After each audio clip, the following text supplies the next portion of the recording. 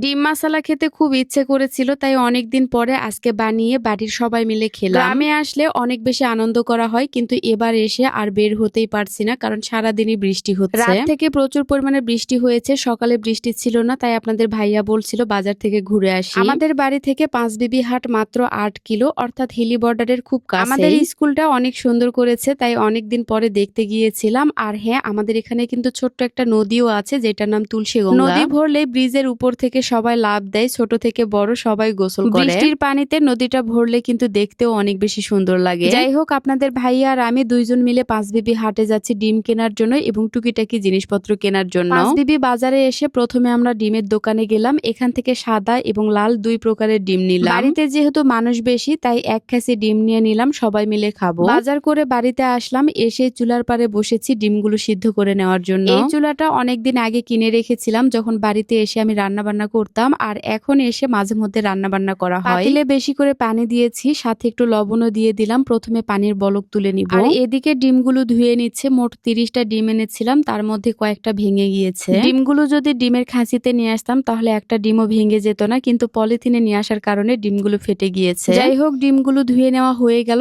এদিকে পানির বলকও চলে এসেছে, তারপরে একে একে ডিমগুলো দিয়ে দিচ্ছি। আগে থেকে পানির বলক তুলে নিলে এবং পানির মধ্যে সামান্য একটু লবণ অথবা হলুদ দিলে ডিমগুলো সিদ্ধ করার সময় আর ভেঙে যায় না। এদিকে আকাশও অনেক অন্ধকার হয়ে এসেছে, যে কোনো মুহূর্তে বৃষ্টি শুরু হবে। আমার ভাবি আবার ধান শুকাতে দিয়েছিল, সেগুলো তাড়াহুড়া করে সবাই মিলে তুলে নিচ্ছে। গ্রামে যেহেতু এখন ধান কাটার সময়, বৃষ্টির দিনে এই ধান কাটার কাজগুলো করতে অনেক কষ্ট হয়। খের শুকানো, ধান শুকানো, এগুলো খুবই পরিশ্রমের কাজ, আর তার মধ্যে যদি বৃষ্টি হয় তাহলে কষ্টের পরিমাণ দ্বিগুণ হয়ে যায়। যাই হোক, এদিকে আমি শসা আর গাজর কেটে নিলাম। বাড়িতে গ্রেটার ছিল না, তাই বটি দিয়ে আমি চিকন চিকন করে কেটে নিয়েছি। এর মধ্যে কিন্তু বৃষ্টিও হয়েছে, আবার বৃষ্টি ছেড়েও গিয়েছে। বৃষ্টির দিনে কিন্তু চাল ভাজা মাখা খেতে অনেক বেশি মজার লাগে। যাই হোক, এদিকে আমি শসা আর গাজরগুলো কেটে নিয়েছি, আর এখানে আরো কিছু জিনিস লাগতো, যেমন তেঁতুলের চাটনি আর সস লাগতো, তো সেগুলো রেডি করে নিয়েছি। ডিমগুলো সিদ্ধ করার পরে ঠান্ডা করতে দিয়েছিলাম, এরপরে একটা গামলাতে ঢেলে নিলাম। মোট 22টা ডিম সিদ্ধ করে নিয়েছিলাম, তার মধ্যে আপনাদের ভাইয়া আগেই 2টা খেয়ে নিয়েছে। ভাবি ওরা যেহেতু সবাই কাজে ব্যস্ত ছিল, তাই আপনাদের ভাইয়া আর আমি দুইজন মিলে ডিমগুলো ছিলে নিলাম। এবার কেটে রাখা গাজর আর শসাগুলো মেখে নিব। প্রথমে তেঁতুলের চাটনি দিয়ে দিলাম, তারপরে সস দিয়ে দিলাম। একটু পেঁয়াজ দিলে বেশি ভালো হতো, কিন্তু পেঁয়াজ কেটে নিতে ভুলে গিয়েছিলাম। স্বাদ মতো কিন্তু লবণও দিয়েছি। এরপরে শসা আর গাজরগুলো ভালোভাবে মেখে নিলাম, তারপরে কয়েকটা কাঁচামরিচ দিয়ে দিচ্ছি। আপনাদের ভাইয়া বলছিল 2-3টা শুকনো মরিচও দিতে, তাই কাঁচামরিচ আর শুকনো মরিচ দুইটাই দিয়েছি। এখন ডিমগুলো আমি 2 ভাগ করে কেটে নিচ্ছি, এর মধ্যেই আমি মশলাগুলো দিয়ে দিব। এভাবে ডিম মেখে খেতে কিন্তু অনেক বেশি মজার লাগে। একাই 5-7টা ডিম খাওয়া যায়। আপনারা কে কে এভাবে খেয়েছেন অবশ্যই কমেন্টস করে জানাবেন। যে কোনো জিনিস এভাবে সবাই মিলে একসাথে খাওয়ার আনন্দটাই আলাদা। আজকের ভিডিওটা আপনাদের কাছে কেমন লেগেছে অবশ্যই কমেন্টস করে জানাবেন। যদি ভালো লাগে প্লিজ একটা শেয়ার দিবেন। সবাই ভালো থাকবেন, সুস্থ থাকবেন। আল্লাহ হাফেজ, টাটা।